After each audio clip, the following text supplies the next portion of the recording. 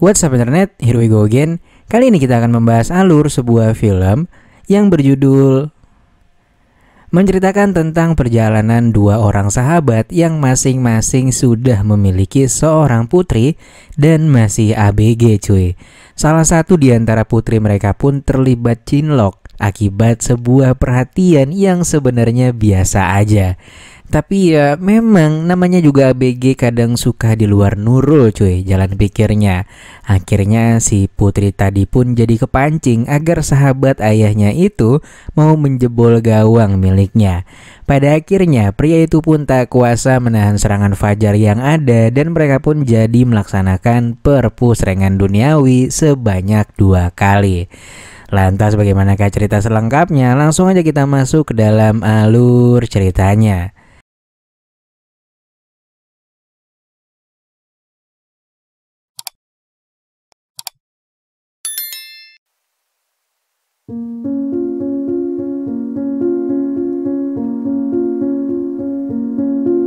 Film dimulai dengan dua orang pria bernama Lauren dan Anthony yang merupakan sahabat dekat sejak mereka duduk di bangku SMP. Saat ini keduanya sudah menjadi duda setelah berpisah dengan istrinya masing-masing. Dan kesamaan lain dari mereka juga keduanya sama-sama memiliki seorang putri yang masih dibilang seumuran juga cuy. Putri Lauren bernama Mary, sementara putrinya Anthony bernama Lona. Rencananya karena tengah libur sekolah, hari ini mereka berangkat menuju ke rumah lama Anthony untuk berlibur sekaligus bernostalgia di sana. Lantas singkatnya setelah menempuh perjalanan yang cukup jauh, mereka pun sampai di lokasi tujuan. Mereka lalu menuju kamar masing-masing dan merapikan barang-barang bawaan. Nampak Mary dan Lona agak jengkel karena di tempat itu sangat kotor dan yang lebih parahnya lagi di sana juga nggak ada sinyal cuy. Jadilah keduanya harus pergi ke dekat makam untuk mendapatkan jaringan ponsel. Keduanya pun mulai akrab dan mereka malah ngegosip tentang temannya Lona yang abis di DO lantaran tekdung di luar nikah. Di saat itu mereka pun juga berkenalan dengan pemuda warga lokal melalui aplikasi pencarian jodoh. Lantas pada malam harinya karena merasa bosan, Mary dan Lona pun meminta izin untuk keluar. Namun mereka berbohong dan bilang kalau mereka hanya ingin pergi ke pantai. Namun nyatanya keduanya justru pergi ke tempat hiburan malam dan party bersama pemuda-pemudi setempat yang baru mereka kenal dalam media sosial mereka.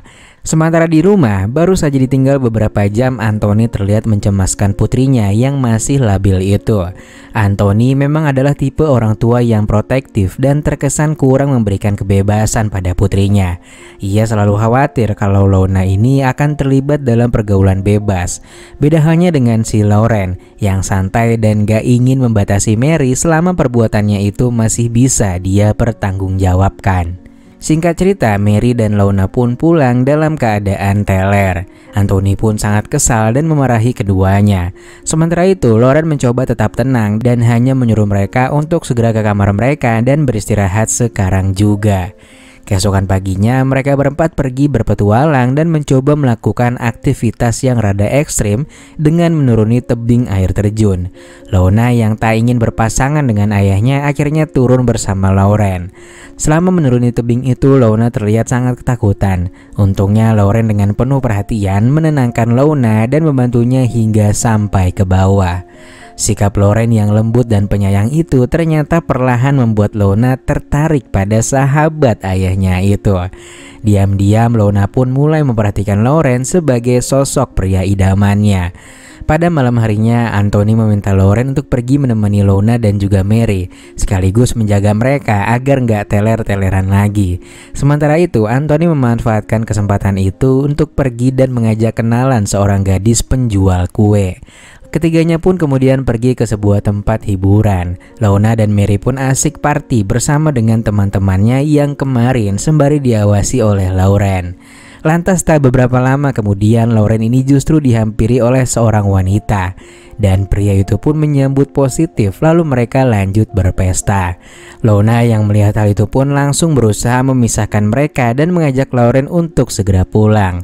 Akan tetapi bukannya langsung pulang, mereka malah lanjut minum-minum sampai keduanya rada teler. Lantas setelah itu Lona pun mengajak Lauren untuk pergi ke pantai guna mencari angin segar. Dan di momen itu pula Lona benar-benar memanfaatkannya dan memancing Lauren untuk mau berpusreng dengannya. Pada awalnya Lauren masih bisa menahan diri dan menolaknya, sampai pada akhirnya Lona pun mulai bertingkah nakal. Lauren akhirnya khilaf dan perpusrengan duniawi pun tak bisa terhindarkan. Di sisi lain, Anthony ternyata berhasil mengajak Simba penjual kue itu untuk ikut dengannya makan malam. Dan dalam waktu singkat, keduanya pun benar-benar menjadi dekat. Sementara itu, setelah selesai beraktivitas, mereka pun pulang bersama dan melupakan keberadaan Mary yang masih tertinggal di bar. Lantas keesokan paginya, Mary pun dibuat netting lantaran Lona pagi itu menggunakan boxer milik Lauren. Namun ketika ditanya, Lona malah mengalihkannya dengan berbincang pada ayahnya. Kecurigaannya pun makin kuat ketika si Lauren ini bertingkah rada aneh dan gak berani menatap mata putrinya. Lantas ketika di kamar, Lona pun menjelaskan kalau dia nggak sengaja menemukan celana itu di dalam lemari. Di sini Mary sepertinya mulai udah nggak sreg nih dengannya, dan dia pun bersikap ketus pada Leona. Semenjak dicuekin sama Mary, Lona pun mulai berani mendekati Lauren di tempat umum. Bahkan ia juga berani untuk meminta Lauren menemaninya ketika si Mary sedang gak ada. Sampai pada akhirnya suatu pagi Lona pun mengakui pada Mary bahwa ia jatuh cinta dengan Lauren. Tentunya Mary pun sangat marah dan gak terima dengan hubungan mereka. Suasana di rumah itu pun menjadi keruh karena Mary mulai bersikap ugal-ugalan pada semua orang. Sementara itu Lauren dan Lona menjadi lebih pendiam dan sedikit bertingkah aneh. Tentunya Anthony sendiri kebingungan karena memang ia adalah satu-satunya orang yang gak mengetahui drama yang ada di sini. Sampai suatu waktu Lona pun curhat pada ayahnya bahwa ia baru diputusin oleh kekasihnya, padahal di sini Lona udah memberikan serabi miliknya. Lona pun menceritakan bahwa pria yang dimaksud itu usianya lebih tua, sekitar 20 tahun darinya. Ayahnya pun rada syok mendengarnya. Dia pun menanyakan siapa orangnya, namun Lona masih merahasiakan namanya. Si Anthony ini malah kaget karena usianya yang terpaut jauh, bukan karena si Lona udah lepas ketingtingannya. Anthony yang gak mau putrinya sakit hati ini pun berambisi untuk dapat memberi pelajaran pada pria yang dimaksud oleh Lona itu. Lantas Anthony pun meminta Lauren untuk pergi bersama Lona dan membujuknya agar ia mau memberitahu siapa pria yang telah menyakitinya. Malam harinya saat mereka pergi bersama, Lauren lalu meminta Lona untuk mengakhiri hubungan mereka. Lauren cemas Anthony akan memulangkannya ke dunia anime kalau sampai ia mengetahui apa yang sebenarnya terjadi. Lalu setelah pulang, Anthony pun bertanya pada Lauren siapa pria yang Lona maksud.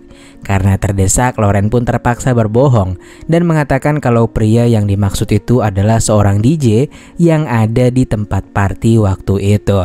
Mendengar hal itu, Anthony pun langsung ngegas banget buat mendatanginya dan memberinya pelajaran. Pada akhirnya tanpa buang-buang waktu, Anthony pun mencari DJ itu dan langsung memberinya pelajaran seusai dia manggung. Namun ketika itu si DJ justru mengaku bahwa ia adalah seorang maho.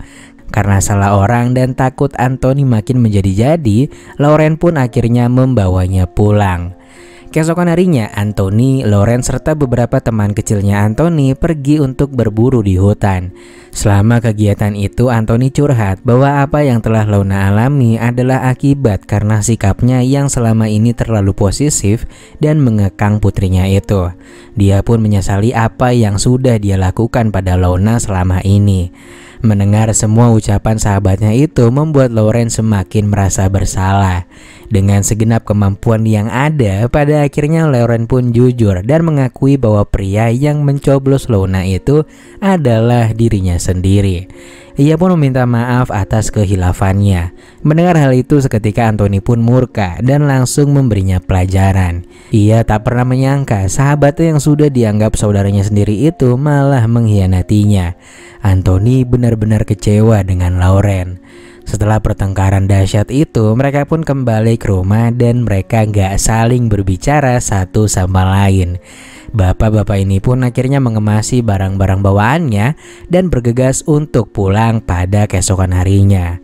Lantas keesokan paginya terlihat Lona dan Mary yang udah baikan ini baru aja datang.